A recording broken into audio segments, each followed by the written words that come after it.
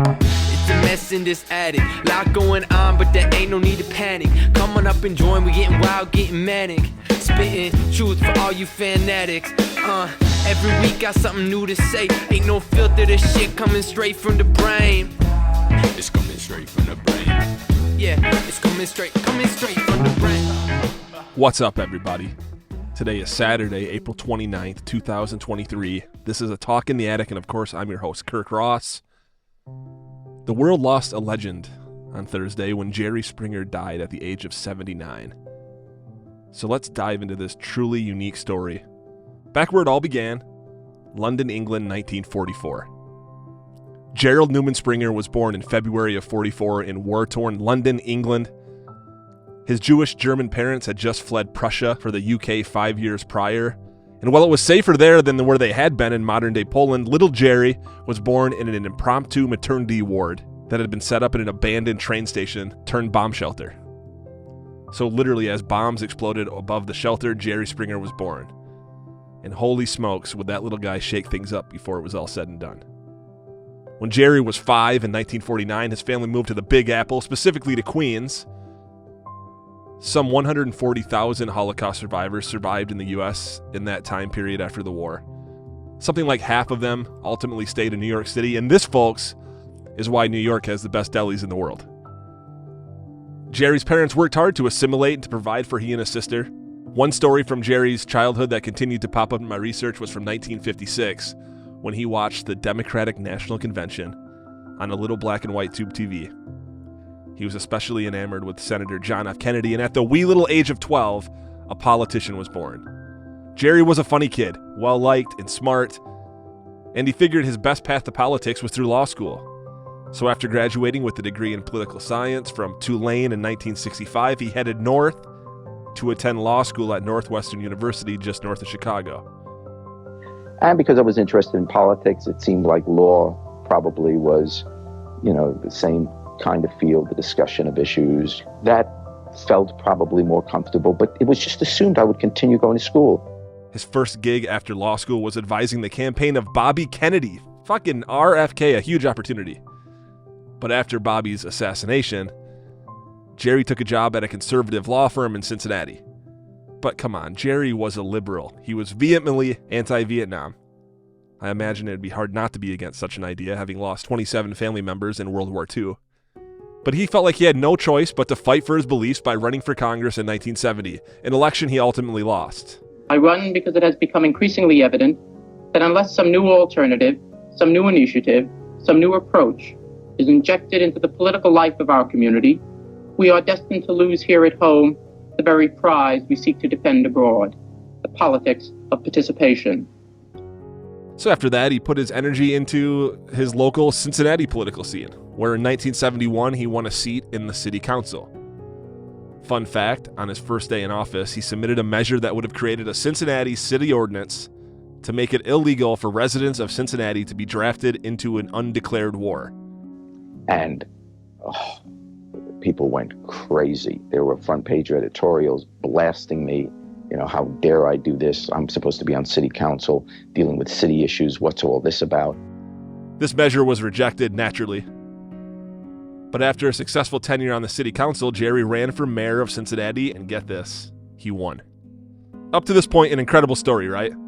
This is a serious young man who came from the rubble of the Holocaust and had a bright career of high-level politics in front of him. He was staunchly against unnecessary violence, not exactly the image he's taking to the grave, but these were his beginnings nonetheless. As mayor, Jerry's flair for the outlandish started peeking through. He became very adept at using media to his favor, creating political stunts to get attention on his issues. There are stories of Jerry hijacking a bus after the city took control of local bus service. In one case, Jerry spent the night in jail with a camera crew.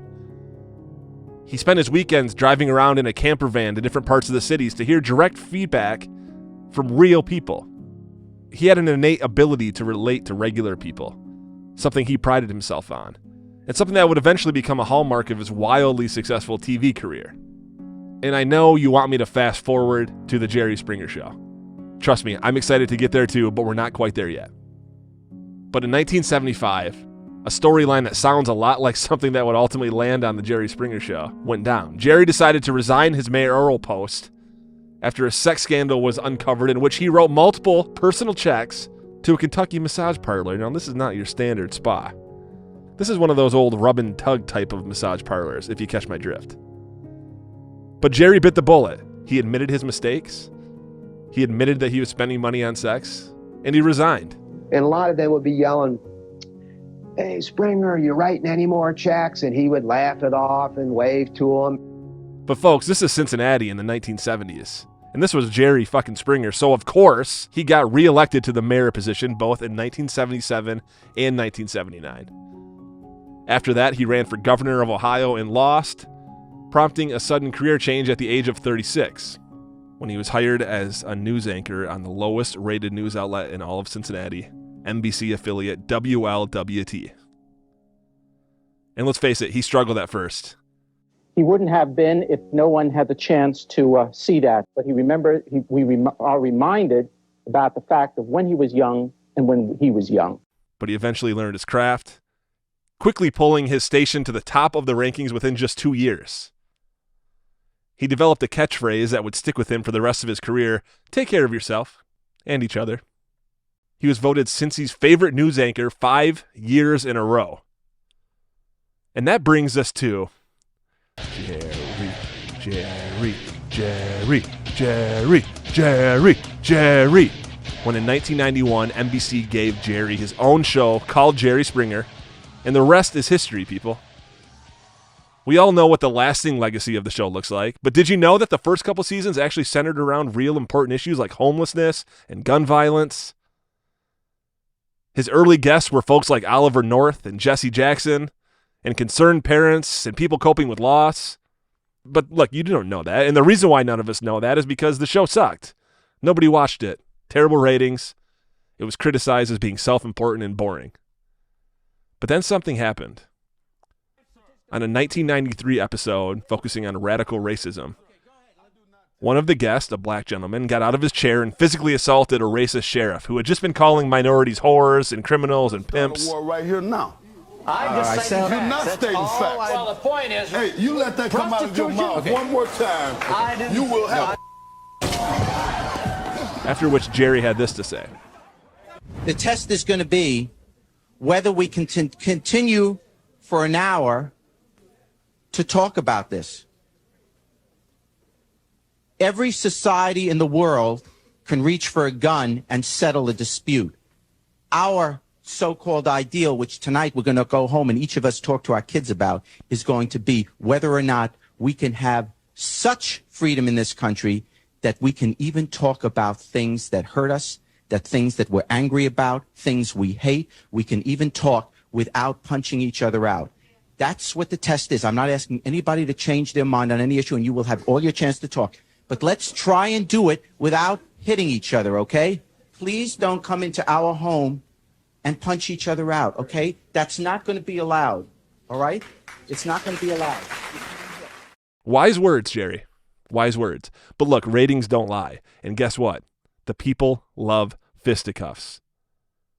So as they tend to do, the producers behind Jerry Springer started booking increasingly confrontational and bizarre subjects for each show. Or the girls talk about. They're talking about who they're dating, who dumped whom, who's doing what with what, and then it just started to get silly, and it got sillier and crazier, and it took off on its own and just evolved. Once you go young, you're going to go crazy.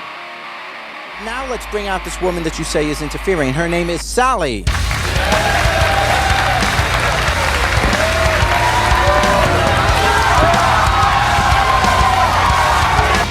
Obviously, she's not doing something right in the bedroom or he wouldn't be big.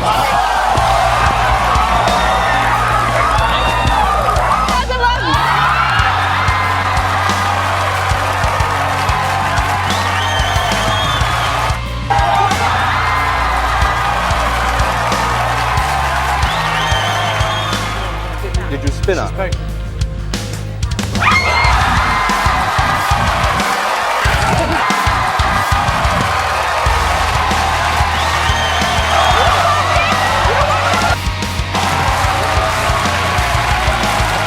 This is for you. And James,